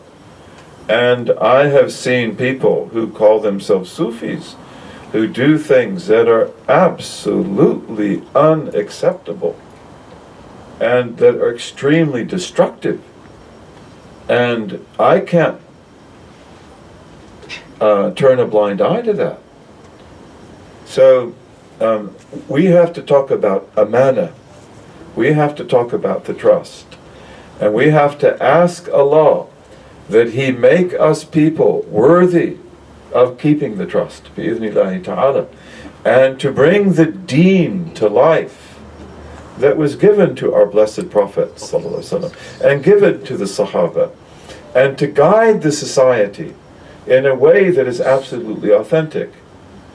Shaykh Abdul Qadir al-Jilani, may Allah be pleased with him, the whole ummah agrees that he is one of the people who did this. And this is the gift that God gave him. And Shaykh Abdul Qadir al-Jilani, you don't mess with him. He is serious. He is really serious. And he was a master of the law. He was a master of all the recitations of the Quran. He was Shaykhul Islam.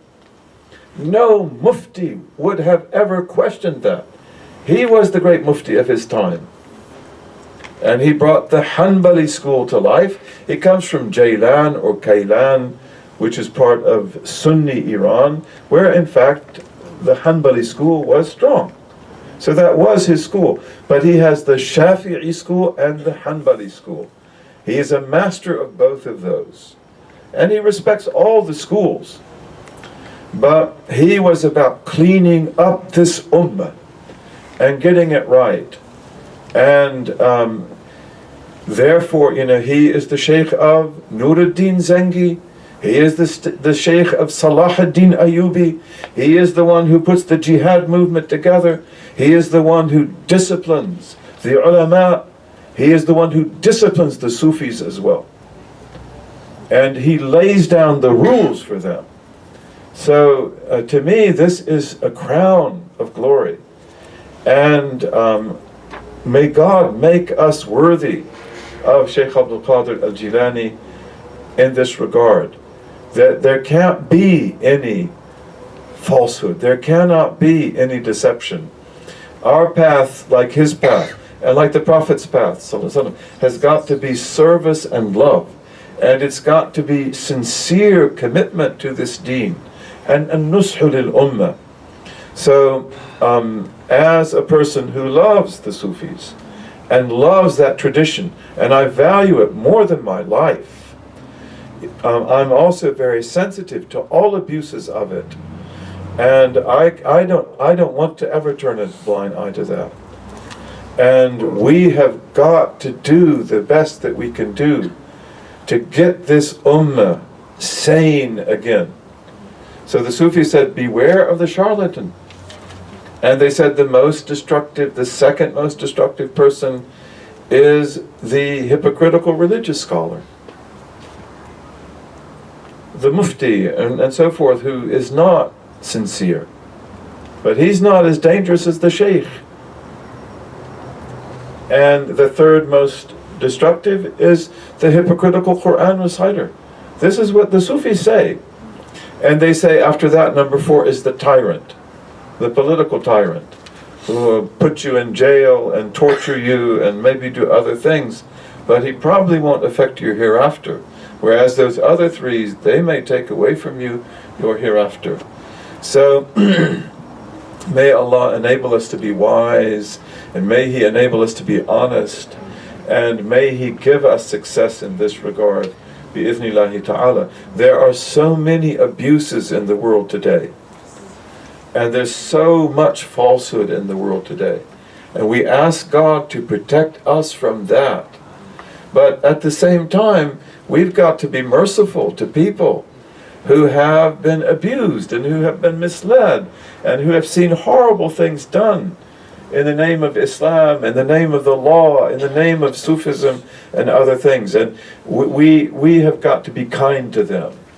And we've got to be able to show them something better, bi'ithnillahi ta'ala. So I hope that that's an adequate answer, inshallah. I'm never good at short answers. Pray for me. Pray for me. Many people complain about that, and I complain about that myself. How does one identify the shubuhat in order to protect the heart without going into extreme ways of identifying? This is the responsibility of scholars, men and women, and I always want to put in the women aspect of that. To get knowledge of this deen is fard kifaya, isn't it? That it's a societal obligation that must be fulfilled by a sufficient number of men? Of men? Wrong. Of men and women. Who disagrees with that? You know, in our schools of law, this is very clear, that the knowledge of this religion, in all of its aspects, is fard kifaya on men and women. And historically, we produced incredible women. And I have a CD set of 14 CDs called Famous Women in Islam. And in that, I focus on women that are not Sahaba and not of those first generations, because I want to show that we've got a lot of great women in our history. But, for example, in the Hanafi school, one of the greatest of all Hanafi scholars is a contemporary of Sheikh Abdul-Qadir al-Jilani, by the way, and the counselor of Nuruddin Zengi, and her name was Fatima bint Muhammad of Halab. And she was the wife of al-Kashani. Kashani is the author of the great Hanafi work called Bada'i'u as-Sana'i'. And that was his mahr. That was his dowry. Because he comments in that book on her father's book. And then, on that basis, she accepted him as her husband. She was said to be the most beautiful woman in the world. And kings wanted to marry her. Princes wanted to marry her. But she only was interested in Kashani because he wrote the commentary of her father's book. And Kashani never wrote a fatwa, but that her father signed it first and she signed it second, and then he would sign it. And when her father died, she would always be the first to sign. He would never sign unless she signed. So this was, and she knew hadith, she knew Quran, she was amazing. So we have to have men and women scholars. This is really important. And this is something we have to work toward so that this is done properly. Okay, this is really, really important. And the scholar, he or she, one of their fundamental jobs is the identification of shubuhat and the articulation of shubuhat.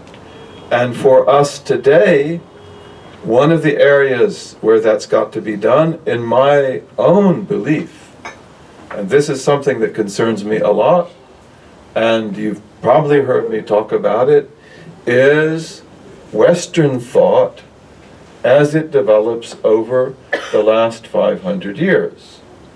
Because there are lots of shubuhat there.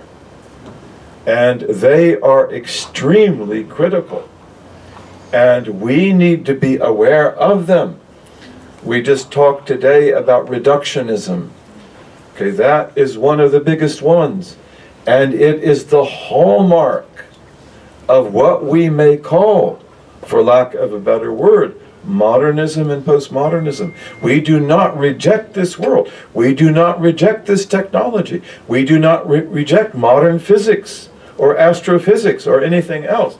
But we have got to understand that many of the issues that these sciences are based on are shubuhat.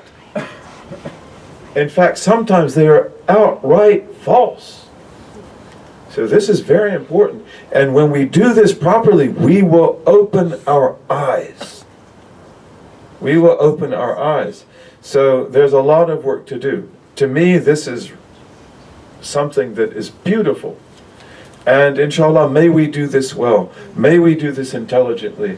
And that would be the revival of civilization. Bi-idhnillahi ta'ala. One of the great things that Muslims did in history was to root knowledge. Ta'sil al-Uloom. It took us, generally speaking, almost 400 years to do that. Jabir ibn Hayyan is one of the first people to do it. Jabir ibn Hayyan is a contemporary of Imam Abu Hanifa and Imam Ja'far al-Sadiq and others. And Imam Ja'far al-Sadiq, we all believe, is a Sunni. Everyone believes it. His descendants are all Sunnis. But Jabir ibn Hayyan is very close to these Imams. He's also a contemporary of Imam Malik. And Jabir ibn Hayyan was called a Sufi. He's one of the first people to be called the Sufi. And he is one of the greatest minds in chemistry the world has ever seen. And he wrote many things in chemistry. But in one of his books, which is called Kitab al-Sab'in, the book of 70, he begins in that book by praising God beautifully. And then what does he talk about? Tazkiyatun nafs. He is a Sufi, after all. And then, this is my recollection, I read the beginning of that a long time ago. He essentially says that if you don't relate to this, you don't relate to the praising of God and tazkiyatun nafs, why would you study chemistry? Why would you study chemistry? Forget it. Chemistry is only for the people who praise God and purify themselves. Isn't that strange? It sounds so strange to us today, but that's the way our science was. Because whether it was chemistry, or whether it was medicine, or whether it was botany, or hydrology, or whatever it was, we studied embryology. We studied the embryos. We knew how the embryo develops very early in our history. And we talk about it with great intelligence, incredible intelligence. But why do we study that? To know ourselves, so that we know God, and so that we establish a proper mu'amala, a proper transaction between ourselves and the world.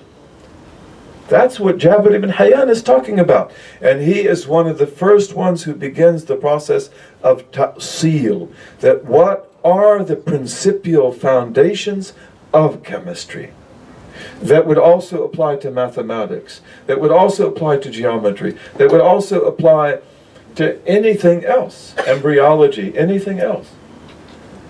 And then we will work on this for a long time. One of the most difficult things for us in Islam was to do this with mathematics.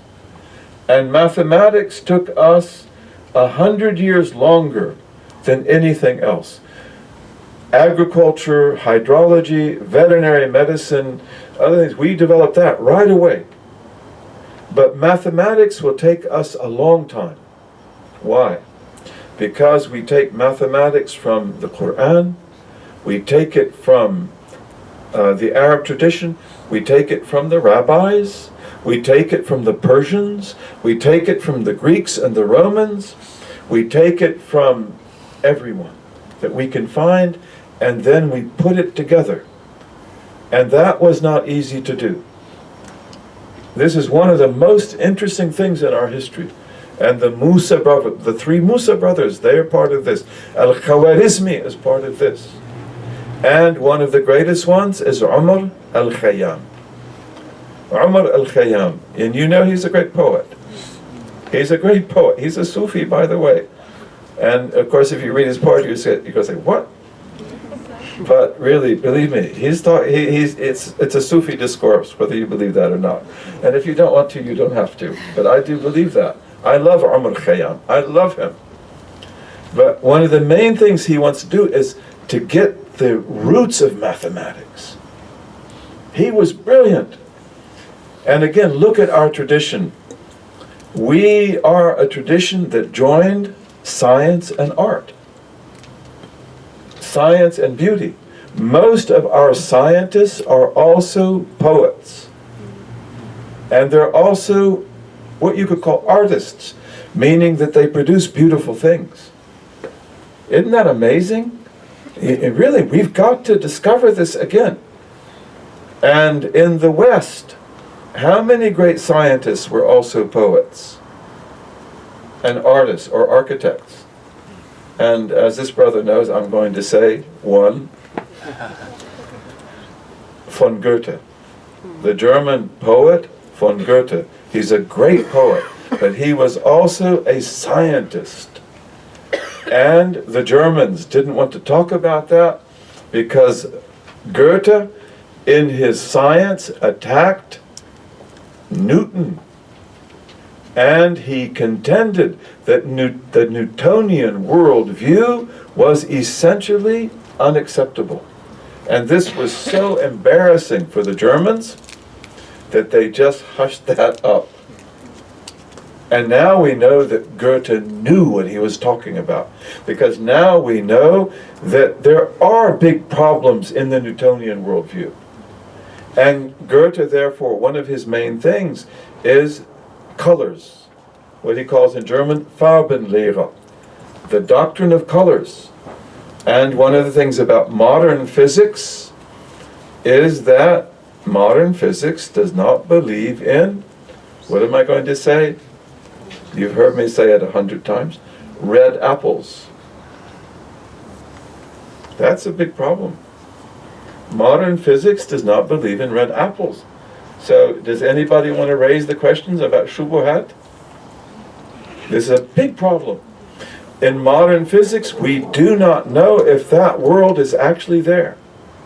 That is a huge problem.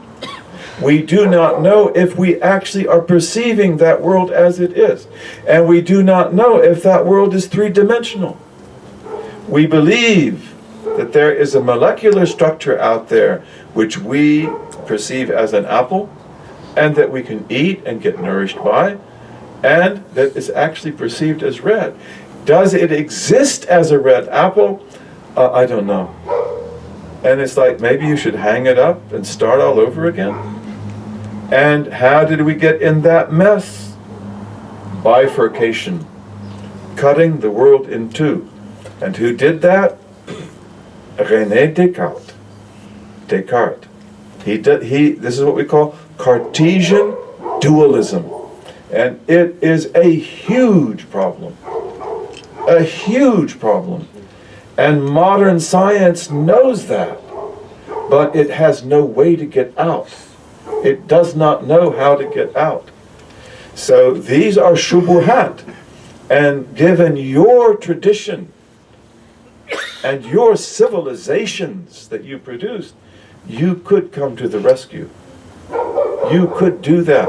And we working together over years, bi'idhnillahi ta'ala, and hopefully with great effectiveness, maybe we can begin to do these things. And maybe in the process of that, we can also get our societies healthy again. Maybe Allah will show us ways to do that. And we ask that Allah helps us in that regard, bi'idhnillahi ta'ala. So, in any case, this is a very good question, and thank you for this. Without going into extreme ways of identifying, or maybe we could say denials, that's really, really serious. That's an excellent question. And this is also where the scholar, male and female, they have got to help us here. Because I need to be able to check out everything that is before us. And again, I have to be even careful about what I'm talking about. You know, because we don't want to sound crazy. And we don't want to be crazy. So we've got to be properly balanced.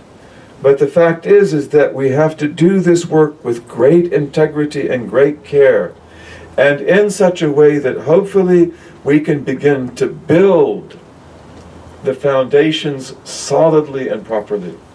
So this is a very good question, and you know, we don't want to become people who are at war with the modern world.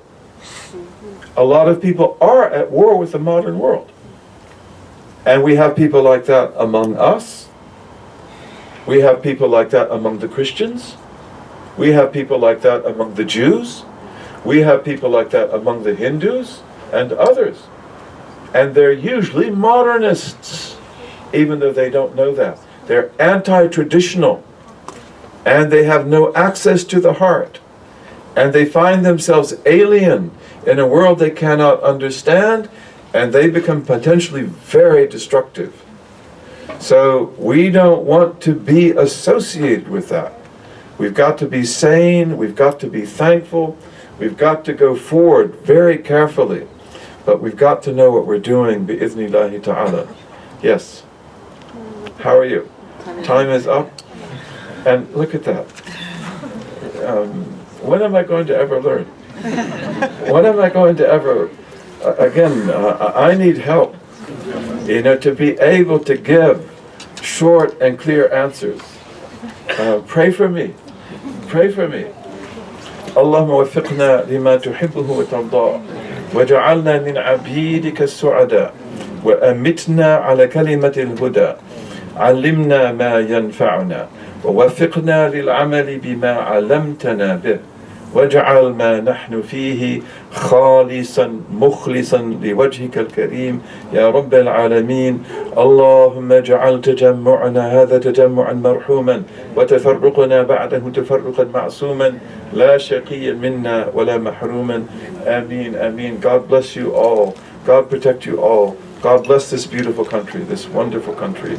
And God enable us to go forward in a good way, bi-idhnillahi ta'ala, and enable these Muslim countries in general, you know, to get back their sanity and to get back the goodness that is there in the hearts of the people and in the tradition, bi-idhnillahi ta'ala. Wassalamu alaikum.